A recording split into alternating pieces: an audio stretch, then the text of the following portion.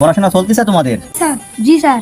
তা তোমরা কি আমার বেতন আনিছো? স্যার আমি তুমি বেতন আনিছো না? আচ্ছা, ধন্যবাদ তোমারে। তোর বেতন কই? স্যার আমি বেতন কয়েকদিন পর দেবো। তুই বানান কর, তুই বানান কর দিন। DWO2 সুন্দর সুন্দর, গুড। হ্যাঁ, দেখ দিন ও কি সুন্দর বানান করতে পারে। আর তুই বানান কর দিন আমব্রেলা। তুই বল দিন 2 আর 2 কত হয়? 2 আর 2 4।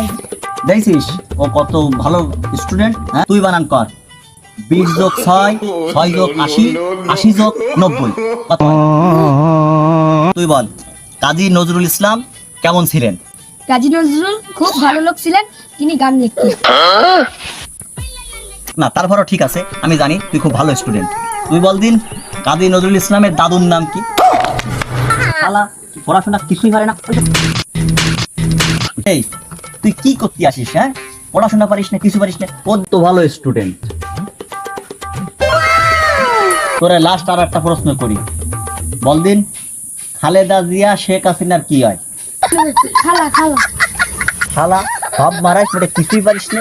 খালেদা জিয়া শেখ হাসিনার কি হয় তাও করতে পারিস না।